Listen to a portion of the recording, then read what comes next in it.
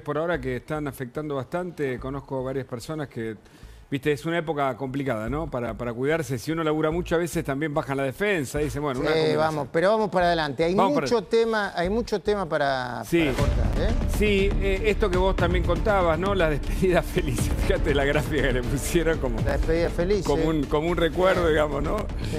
El encuentro ahí entre los dos jefes de gabinete, saliente y entrante, Franco Ciadorni, bueno, lo mismo. Hoy Jaime Durán Barba dijo algo, viste, bueno, entra gente más joven, Sí. Guillermo Franco es más formal, le hicieron una despedida bárbara, se reunió con Orni para la transición, ahí está, viste. Un aplauso muy merecido, ¿no? Está bien, está bien. ¿Eh? Sí, sí. Catalán lo propio, ¿no es cierto? Sí. Ahí con... Bueno, Catalán leal a Sí. Guillermo Franco. Sí, sí. Bien, está bien despedir a la gente así, Sí. porque así no se guardan rencores. Yo no sé si le van a ofrecer alguna embajada o no a Guillermo Franco, pero se analizaba eso también, ¿no? Es un hombre de la política con enorme trayectoria, muy escuchado en todos lados. Mientras tanto, te quiero contar algunas novedades, porque vos decís, Dale. hoy nos enteramos que habrá un aumento significativo. Los propios, digamos, médicos del Garrahan, sobre todo, y los directivos también reconocían un aumento significativo. Pero hay un trabajo interesante en el Ministerio de Salud que tiene varios aspectos. Uno es lo que vos ya contaste también, lo contó Gasulla, que los gremialistas manejaban. ¿Te acordás cuando hicimos lo de Telam? Sí. Cuando estaban los sindicalistas que manejaban el comedor, Sí, claro, la empresa todo. de seguridad. La empresa de limpieza, todo. ¿Te acordás? Y además, para darle la licitación a la empresa de limpieza, se tenía que afiliar a ATE obligatoriamente. Creo que era ATE, UPCN, creo que era ATE, obligatoriamente los trabajadores de la empresa de limpieza. Esa era una condición para ganar la licitación. Totalmente. Y si repasamos cada uno de aquellos casos, demuestran esta conexión entre negocios que arman los propios sindicalistas. Pero bueno, esto reconoce la gente del Garrahan un histórico aumento salarial. Con el inicio de la nueva gestión nacional, el Garrahan comenzó un proceso profundo de orden, transparencia y eficiencia. Y ahí explican que se otorgará un bono mensual de 350.000 pesos para el personal no asistencial, 450.000 para el personal asistencial y bueno, una serie de datos que va a mejorar significativamente el salario, ¿no?, de todos los que trabajan ahí. Ahora, hay una perlita, porque están descubriendo en el análisis que se está haciendo. Facundo Chávez tiene más datos sobre esto, ¿no? Además. Es así, el aumento es un aumento importante del orden del 60%, que podemos ver ahí la placa de los aumentos que se han dispuesto. Estos aumentos fueron ejecutados y anunciados, ahí estamos viendo la placa de cuáles van a ser los aumentos sobre los básicos, pero a eso se le tiene que sumar los aumentos que hubo por bonos especiales que otorgó la administración del Garrahan. El ministro de Salud, Mario Lugones, destacó que estos aumentos se están dando básicamente por ahorros en la gestión del hospital. No es que tuvo que ir la dirección del hospital al Garrahan a pedir al ministerio, señor ministro, deme más plata. Esto concretamente ocurrió por los ahorros que hubo en los últimos meses, ahorros que, ¿se acuerdan, Hugo y Luis?, que generaron mucha protesta con el hospital con manifestaciones, con el hospital parado, con los chicos sufriendo también esta cuestión de la movilización y las protestas de los sindicalistas. Y de hecho, de estas protestas de los sindicalistas hubo un episodio muy grave el viernes pasado. Exactamente. Cuando ocurrió una toma porque la administración del Hospital Garrahan decidió cumplir con la ley y aplicar los recortes que corresponden a la gente que no trabaja. Claro. Mirá un tuit de Aguiar, ¿no?, que siempre están dispuestos a concretar acuerdos. Ahí lo ves, el posteo del sindicalista Date, que dice: ahorra el Garrahan, logra aumento del 61%, triunfó la lucha y se pulverizó el techo salarial del gobierno. Y dice que es por el plan de lucha sostenido. Esa es la argumentación del sindicalista Aguiar, Aguiar, jefe de ATE, uno de los sindicalistas más combativos, que tuvo una foto hace pocos días con Cristina Kirchner, también tuvo una foto con el Papa. Fue la última foto que tuvo el Papa Francisco con un argentino, Aguiar. De cualquier manera, está claro, después de estas elecciones, que Hay gente que puede estar descontenta con Milei, no le deben gustar sus formas, no le deben gustar sus políticas, pero Aguiar, ATE, el kirchnerismo, los gordos de los sindicatos, atrasan 2.500 años y la gente no los quiere más. O sea, cuando vos estás en la era de la inteligencia artificial, que se discuta hoy los convenios colectivos de trabajo con normas de los años 70, no existe más. Y el resultado ha sido que deterioraron la calidad y la cantidad de laburo. El concepto patria sí, colonia no, ya no... Braden operó, ya no está súper atrasado. Pero además, Luis, en especial domingo, Agustina trajo, por un informe que ella hizo, a una persona de las transportistas, ¿viste? De los discapacitados o las personas con capacidad diferentes, así se dice, que cuando estaban a punto de acordar con el gobierno, vinieron los sindicalistas y les rompieron todo. Y claro. Y fíjate lo que pasó, que decía Facundo Chávez, el viernes pasado, con esta toma, en el medio de la negociación. Pero lo que te quiero mostrar, además de esta toma, es un dato entre tantos que surgen, ¿viste? De una investigación que se está haciendo desde el propio Ministerio de Salud. Fíjate, tomaron el lugar que es público. Es público, el hospital es público, esa protesta. Hay uno de los videos donde se ve que incluso pasa una camilla. Sí, pasa una camilla por delante de la cámara. Todo lo que hace un ratito se considera legítimo y lo pintaban a Milei como cruel, después del resultado de estas elecciones se les vuelve en contra. Vos no podés en un hospital público poner en riesgo la salud de las personas por un reclamo que puede ser legítimo o no. Están de nuevo pasándose unos cuantos pueblos y una gasolinera, como se diría en España. Bueno. Chicos, yo los dejo, programón tienen, veo una mesa muy llena de gente muy prestigiosa y con gran capacidad de análisis. Le mandamos un saludo al querido Pereo Trebuch para que se reponga y nos estamos viendo en cualquier momento, ¿sí? Por supuesto, Luis, un abrazo grande. Bueno, y hablando del Garrahan, mostrábamos cómo se consiguió un aumento a partir de un trabajo, obviamente que seguramente hubo acuerdo con los sindicalistas, nadie lo duda, pero fíjate quién es esta persona que en la toma del viernes casi impide, esto es lo que señalan los mismos médicos, casi impide el acuerdo que finalmente logra un aumento y una mejora. Se llama Norma Lezama, que es del gremio APIT, que es nutricionista, antes del acuerdo cobraba 3 millones de pesos, candidata a diputada de la izquierda, y la descubrieron ahí en la toma, ¿no? Exactamente, estaba en la toma, es una de las referentes más importantes de los sindicalistas del Hospital Garrahan, que lo que hicieron fue tomar el Consejo de Administración para resistir los descuentos de los sueldos a partir de los paros que se habían realizado. Fuentes del hospital me comentaban que eran más de 400 los trabajadores que habían participado de estas protestas, algunos con más días, otros con menos días, pero eran cerca de 400 trabajadores que habían tenido los descuentos por los paros que estuvieron realizando para pedir aumentos salariales. ¿Te acordás, Luis, Hugo? Sí, que durante los últimos meses la protesta era porque le aumentaran a los residentes. Para entenderlo, tomaron la dirección médica del hospital.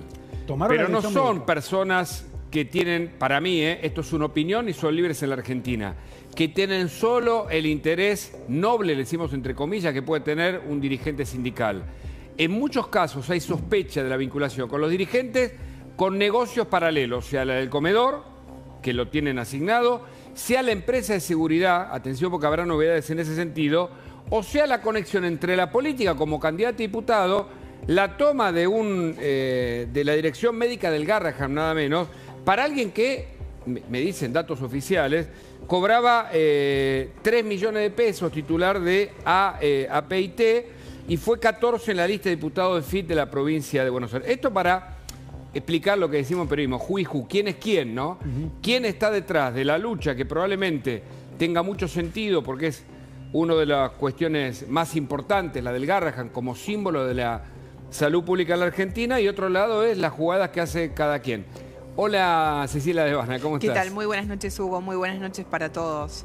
Bueno, acá está el tema planteado, ¿no? Sí. Porque finalmente hubo un aumento que el gobierno concede, obviamente a partir de la lucha y el reclamo, como va a pasar con el Andis, etcétera, pero en el medio se descubren personajes o personas o individuos que tienen aparentemente otros intereses u otras conexiones, candidatos, conexiones con negocios dentro del hospital. Exacto. Vos sabés que hoy en el gobierno, cuando uno consultaba después de este anuncio, que en el gobierno calificaban como histórico, lo que decían es, bueno, llevamos 3 meses de este tire y afloje en el que ellos explicaban, hicieron también toda una investigación interna de cómo estaban los números, cómo estaban divididas las secciones, el personal, quiénes iban, quiénes no. Dicen, bueno, poder poner todo eso en orden es lo que hoy nos hace poder otorgar este aumento, ¿no? Exacto, un aumento que obviamente es recontra merecido. Yo creo que... Ni hablar, eso está... a ver, hoy salió un informe, acá lo tengo, un informe sobre el gasto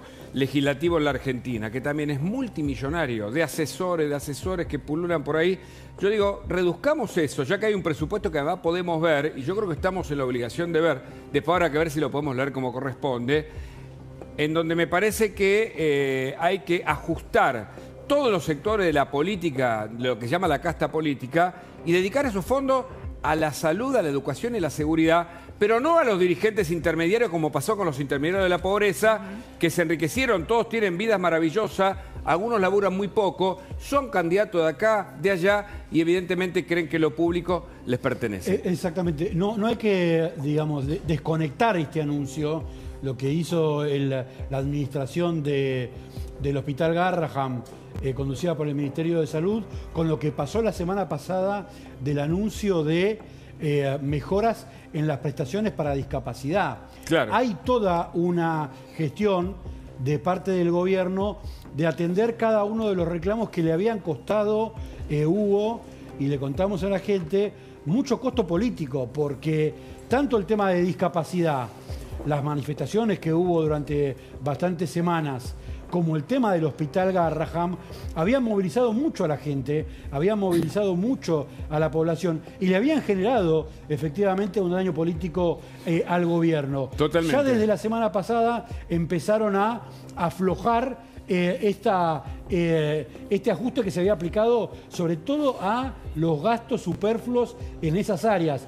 Fue discapacidad y ahora también están dándole un aumento a los trabajadores del Hospital Garrahan. Y Lilia Lemoyne está con nosotros de cara a lo que son las reformas que se vienen, la nueva fisonomía del gobierno, el gabinete y los sindicalistas que están discutiendo si se van a adecuar o no a lo que la sociedad, creo que en su mayoría entiende, hay que reformar, que es el modo en el que se está trabajando. Cuando ves estos sindicalistas, ¿no? Como esta señora y otros, que tienen, bueno, vidas paralelas, ¿no? Por un lado la representación gremial y por otro lado uno no sabe si van a ser diputados, si tienen licencia gremial, cobran muy buenos sueldos. ¿Qué ves, Lilia? Lo único que puedo ver es que la gente que fue causante de todos los problemas que tenemos no puede ser parte de la solución y nos van demostrando eso y una y otra vez.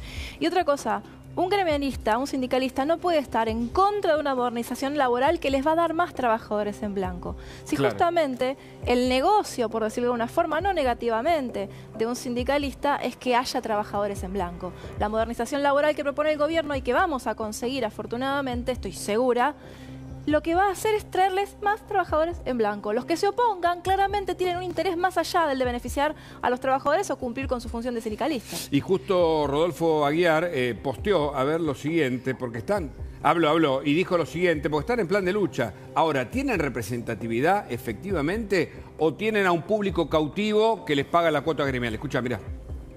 Todo lo de la reforma laboral le parece malo porque... Ojo, miren. No, pero digo, ojo con tanto exitismo también, porque Macri también ganó la de medio término y a los 2 meses tenía un quilombo fenomenal.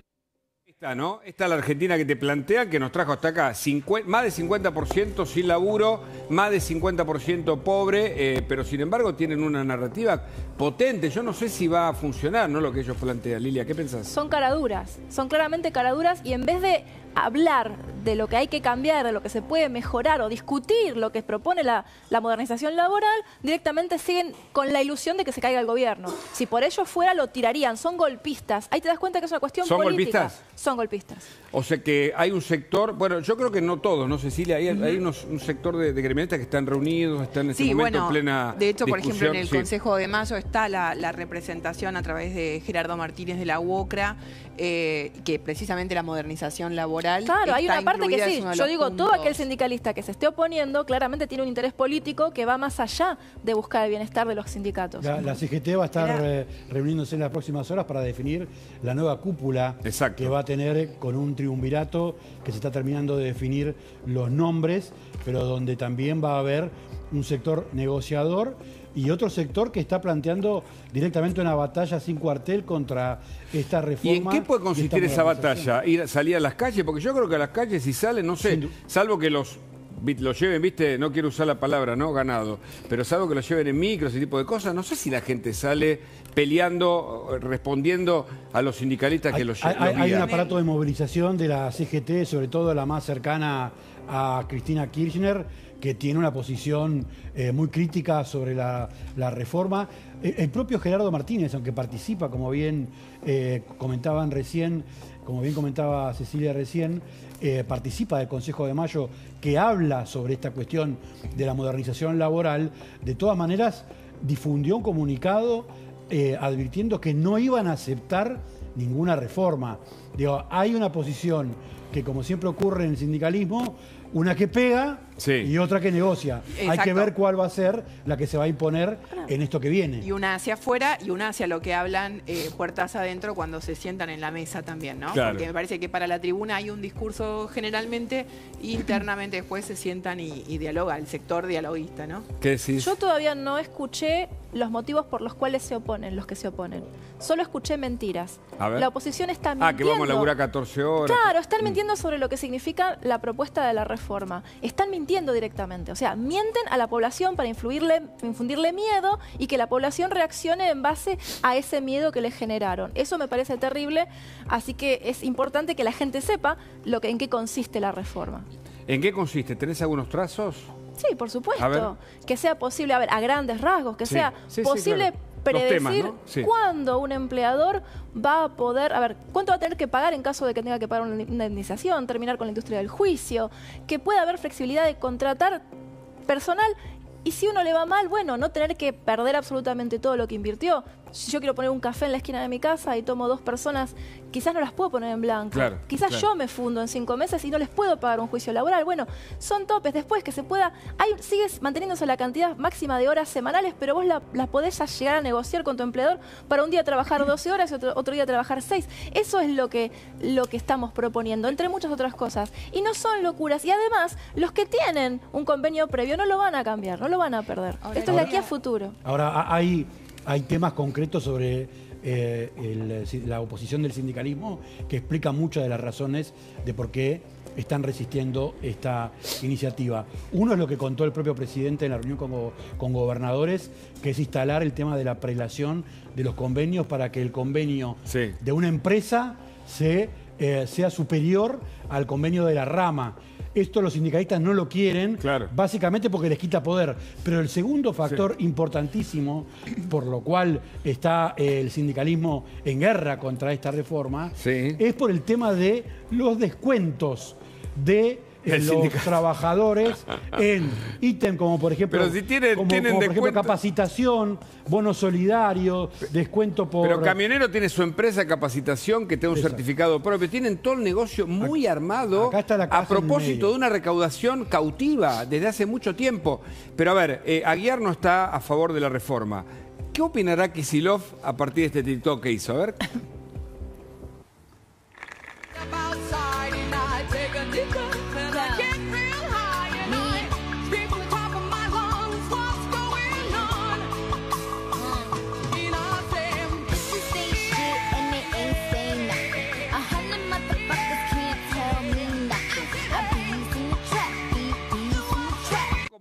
Es el mesianismo, ¿no? Del que regala propiedades, títulos, lo que se te ocurra, cartelitos. Perdón, es una opinión. Lo que pasa es que es como inevitable frente a esta expresión. No soy yo el que tengo que opinar, sino Leila Yani, que está también en esta linda mesa de noche. ¿Qué tal? Buenas noches. ¿Cómo estás? Hugo. ¿Qué pensás? Bien. A ver, primero, destacar...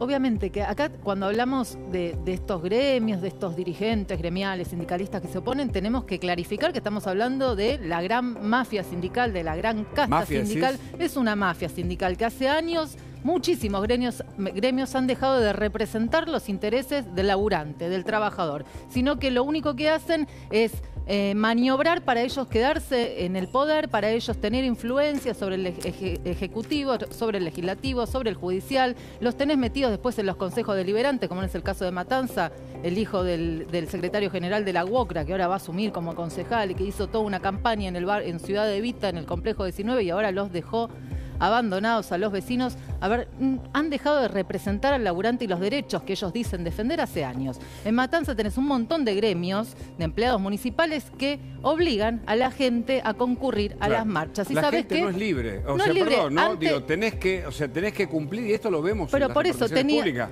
con una demanda que te imponen los que te mandan, ¿no? Pero por supuesto, tenías antes a los gerentes de la pobreza que los obligaban a marchar a cambio de mantener un plan social o un bolsón de alimentos. Ahora tenés a los dirigentes gremiales de esta mafia sindical que les dicen, si ustedes no van al acto, los rajamos. O si ustedes no van al acto, pierden el presentismo, pierden el día. Entonces siguen lamentablemente maniobrando de esa manera mafiosa, porque aplican mafia, son códigos mafiosos. Entonces dejaron de representar al trabajador. Lilia, porque tenemos una mesaza, hay un plano general que tiraron recién, la verdad que me siento una mesaza, pero... Coincido con lo que dice Leila. A ver. 100%. Pero totalmente. Y es más, los sindicalistas también tienen la costumbre de sponsorear políticos. Meten diputados, como pasó con Pagano, como pasó con Lustó. No hay que olvidarse que vienen de la mano de un sindicalista. No es la primera vez. Entonces, ellos meten legisladores. La gente no lo sabe abiertamente. Claro. Son cosas que uno descubre cuando lo va investigando. Claro. Cuando vos decís, che, ¿por qué tenemos a esta diputada tratando de ayudar a la par de este otro un golpe de Estado desde adentro? No lo entiendo. ¿Por qué quieren llamar a la Comisión de Juicio Político cuando no tenemos un tercio ni en senadores ni en diputados para voltear al presidente? Que no quieren perder su negocio. Obviamente. No, exactamente. Quieren extorsionar. Entonces se encuentran la forma. Lo bueno es que ya hemos visto el mecanismo, y una de las cosas que yo me propongo es que la gente se empiece a enterar de esas cosas. Por eso es importante comunicar y visibilizar todas estas situaciones. Por eso la idea es abrir el debate y que todos opinemos. Por ejemplo, Federico González, que es más moderado, ¿no, Néstor, o no? No sé. Bueno, te escuchamos. Digo, algo hay que hacer con el trabajo en la Argentina, ¿sí? ¿No? Como con la pobreza, la inflación. Sobre este tema pienso lo mismo que pienso sobre muchos temas. Que haya sindicalistas, te lo voy a decir bien gráfico, que sean la representación del mal. Eso no quiere decir que el proyecto sea bueno. El proyecto puede ser buenísimo y los sindicalistas también, o los sindicalistas pueden ser malísimos y el proyecto también. Me parece que acá hay que centrarse en qué es el proyecto, y me parece que hay que tener una discusión racional. A ver. Sí, una discusión racional es, primero, creo que es un deber del gobierno explicarlo bien. Yo creo que hay líneas, más o menos se entiende. Yo creo que hay muchos aspectos del proyecto, por lo que trasciende, que son necesarios. Es decir, hay cosas que son anacrónicas. Ahora, después quizás habrá otros que son discutibles, que son atendibles. Y bueno, no todo lo que parece en el empaquetado de buenas intenciones es bueno porque hay alguien... Tiene que haber consenso para Por supuesto, yo creo que hace tiempo se perdió algo en Argentina, y yo te diría, la palabra debate a mí no me gusta. Debate ya es confrontación. Antes que debate tiene que haber exposición y tiene que haber diálogo. Claro. Y el diálogo tiene que ser razonablemente bien intencionado. Sebastián Cabo, economista, ¿cuál es la mirada desde la economía, no? Porque no se generan ni mejoras de laburo, ni calidad ni cantidad, me parece, ¿no? Correcto, Hugo. Sí, efectivamente, a ver, desde el momento que vos tenés entre 40 y 50% de informalidad laboral, necesariamente significa que la legislación como está hoy en día es ineficiente. ¿Sí? ¿Por qué? Porque desplaza, obviamente, entre el 40 y 50% de las personas fuera del mercado en blanco. Eso además lo que tiene impacto solamente en las jubilaciones, porque los ingresos de los trabajadores formales son los que financian a los pasivos el día de hoy. Sí. Entonces, evidentemente, este proyecto es necesario, es lo que venimos reclamando los liberales hace muchísimos años, que se modernicen las leyes laborales. Que no desde que soy chiquito no se aprobó ninguno. Nunca se aprobó. Por eso. Además, por lo que pude leer, no hay nada irracional, son muchas prácticas que incluso ya están en las empresas. Pero obvio. De forma, en los mismos convenios o de forma informal. Sí. El banco de horas, compenso las horas que hago de más, o sea, todo eso existe. El monotributo. Bueno, también fraccionar las vacaciones, o sea, son cosas que ya se hacen y que esto está dando un marco de legalidad a esa práctica informal. Dale. Yo le quería consultar a Federico, Sí, cómo en no. opinión pública, los sondeos que hacen, si la sociedad está esperando el debate o cómo lo vive, la expectativa de que eso finalmente cambie, de que las reglas actuales cambien. Mira, yo ahí te distinguiría un público muy importante, que son los empresarios que sí están más implicados en el tema. Me parece que la gente ve más la macro, no en el sentido de la macropolítica, la macro de cómo está mi bolsillo, Claro. cuáles son mis problemas, y yo creo que no entra en el nivel de detalle a ver si esto sería positivo o negativo. Por ahí se van enterando de algunos temas en particular. Yo, por ejemplo, ayer estaba hablando con una chica de conurbano profundo, que uno diría, bueno, va a estar en contra. Y yo yo por lo que me enteré, a mí me parece bien que haya más flexibilidad. No es que toda la gente, porque pertenece a una clase social, va a estar en contra. Ahora, lo que sí también yo me daba cuenta es que le faltaba información. Y claro, no es que le faltaba información. Estamos en los primeros, ¿no? Estamos empezando a hablar sobre el tema y por eso tenemos que aclararle a la gente, no compren mentiras. Ahí está. Y algo que es muy importante es que esta modernización yo creo que beneficia más que a las grandes empresas, donde ya existen este tipo de prácticas desde hace mucho. Claro. A las pymes, a los que empiezan, a los que van a entrar en el Tenés mercado. un proyecto y no puedes contratar gente porque el otro día te pueden sacar el proyecto, ¿viste? Pero beneficia también a los trabajadores. Claro, eso va. Sobre todo. En primer lugar, primero porque los que ya están en blanco no pierden ningún privilegio, digamos. Y además eso te genera que vos, si le llegás, tenés la mala fortuna de perder tu laburo en blanco, sabés que vas a poder conseguir rápido un trabajo. Cuando vos tenés leyes rígidas, laborales, vos salís y no sabés si vas a entrar de vuelta al sistema formal. Permitime, porque mientras tanto, mientras discutimos esto, hay un sector de la Argentina inundado bajo el agua, que eso también demuestra cuál es la Argentina real. Fíjate. Mira lo que es esa imagen, Paulino. El agua realmente casi hasta mi cintura. Esto es lo que estamos viviendo hoy, esto es lo que se está viviendo hoy esto es lo que se está viviendo hoy aquí en el oeste de la provincia de Buenos Aires.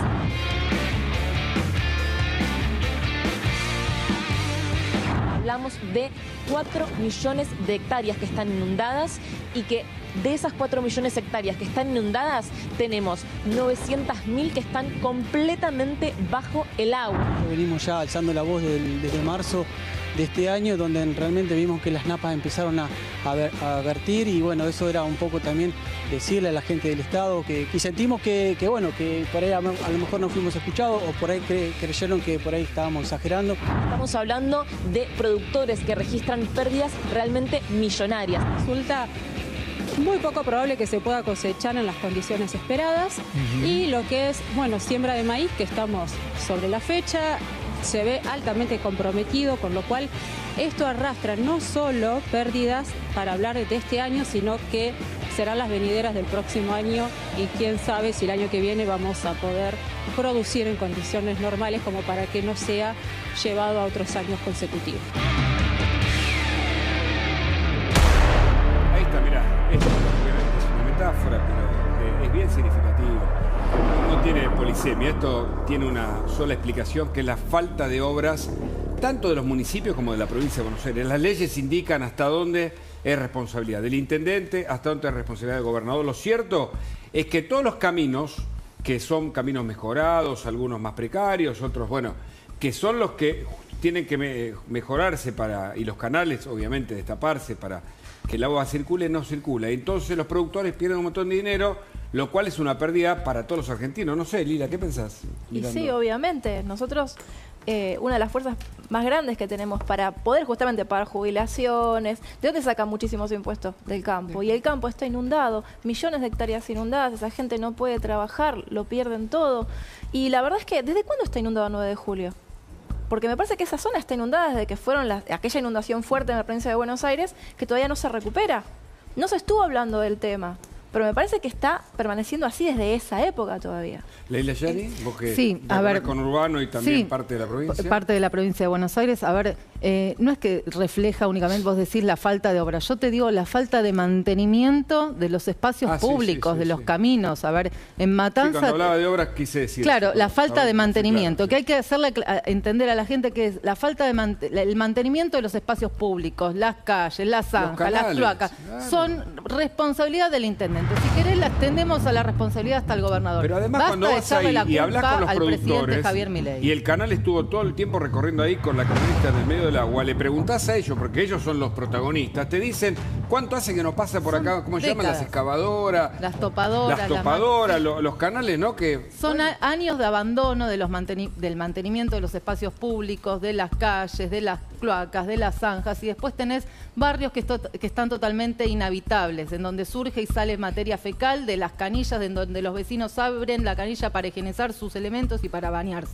Entonces, dejen de mentirle a la gente, porque en provincia de Buenos Aires lo que instalan es, si se inunda es por culpa de Milei, si no hay cloacas es por culpa de Milei, si el camión de residuos no pasa es por culpa de Javier Milei. Basta de mentirle, porque hay intendentes que tienen que responsabilizarse de eso, y vos, vecino, pagas todos los meses una elevada tasa municipal para que se te cumpla en orden y en tiempo justo lo que tiene que hacer. Entonces, lo que es Los basta Ceibos. de mentirle. Una localidad de conurbano esto, ¿no? No sé cuántos kilómetros exactamente, pero... A ver, hay más de 5 millones de hectáreas afectadas.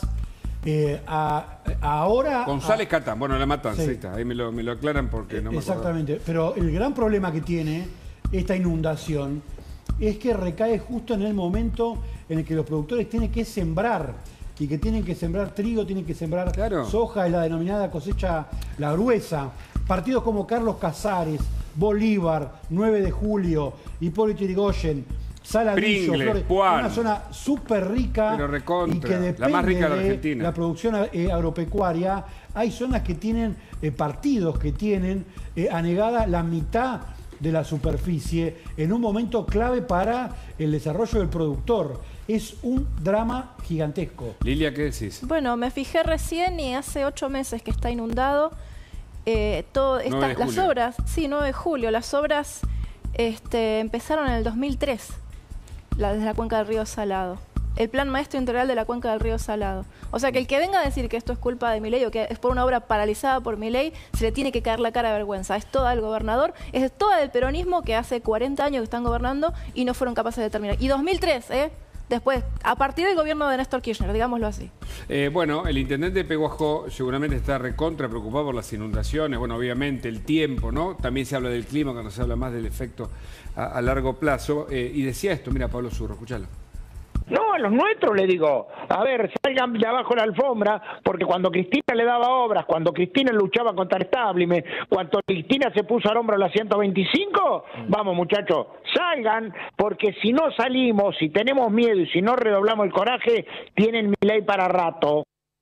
Bueno, ahí está, ¿no? Bueno, me parece, ocupados ¿no? por el tema de la política, ¿no? De la interna política, de la interna del peronismo, que está desatada, Hugo. El peronismo en la provincia de Buenos Aires está en un punto muy cercano a la ruptura. La Cámpora y los intendentes están en una guerra abierta, y las declaraciones de Zurro explican un poco esto, ¿no? La pelea que tienen y la preocupación que tienen los intendentes peronistas por ver, digamos, de qué lado se pone cada uno. Si se ponen del lado de Cristina Kirchner, se ponen del lado del gobernador, o en qué lugar están. El peronismo parece que mientras está los campos han negado, ¿no? Sí, el peronismo está buscando su lugar y en el gobierno también lo saben, ¿no? Absolutamente, digo, quedó muy claro, me parece, lo que pasó después del domingo 26 con los resultados que, si bien públicamente no los admitieron como una derrota, para el peronismo lo fueron, los obliga a rebarajar y dar de nuevo de cara al 2027, pero en medio de lo que mencionaba Facundo recién, una profunda interna que queda de un lado Axel Kicillof, del otro lado quienes siguen respondiendo a Cristina Kirchner, porque me parece que a Máximo Kirchner no hay tanta respuesta, sino a la figura de Cristina Kirchner, y quienes consideran que eso hay que dejarlo atrás, que seguir mirando a San José 11-11 no los está llevando a un buen puerto. Claro. ¿Qué decís, Federico? Creo que es un dilema estructural de difícil solución, y a mí me parece que esa clase de dilemas no se resuelven y consumen tiempo. Yo me imagino que pueden ser, no sé, 2 meses antes de las elecciones de 2027, están armando las listas y si va a ser candidato vos. Y a veces, mira, él lo dijo Alén, que se rompa, pero que no se doble. A veces se tiene que romper, porque ya no se... no estoy hablando, no es porque sea simpatizante o no simpatizante del peronismo, lo veo de afuera. Digo, así no va porque no la pueden resolver. Bueno, entonces córtenla, sepárense, que cada uno haga lo suyo y que gane el más mejor. Sebastián, una mirada económica sobre el campo, las pérdidas que el campo ya va a tener a esta altura por la falta de obras y obviamente por efecto del tiempo, hay que decirlo, ¿no? Sí, bueno, a ver, claramente la falta de obras genera un montón de externalidades negativas sobre toda la economía. Acá igual lo que estamos viendo es que la falta de obras no son evidentemente de ahora. Yo lo que te puedo decir es que durante el gobierno anterior la provincia de Buenos Aires recibió más recursos que nunca en términos de su Producto Bruto Geográfico, ¿sí? Máximos históricos. Entonces, o sea, la falta de obras ha sido una política de la provincia de Buenos Aires. Sí, y hoy creo que el gobernador decía que se quedaban con 7% únicamente de lo que ellos aportaban al país. Eso es mentira. Se quedan con el 70% de lo que aportan. Y aparte pide más deuda ahora que hicieron. Y además ahora van a pedir $3.000 millones más de deuda. Ahora, vos tenés empleado público para Rolete, ¿no? Tenés para... es de las que más empleados públicos por habitantes tiene. Vos tenés 5 provincias que aportan al resto del país, entre ellas la Ciudad de Buenos Aires, que aporta el 90%, y la provincia de Buenos Aires, que aporta el 30%. O sea, no es que aporta como la Ciudad de Buenos Aires. O sea, es mentira lo que decía el gobernador hoy, que se queda con el 7%. Mientras tanto, Milei, con una agenda muy completa, viaja a Estados Unidos, pero...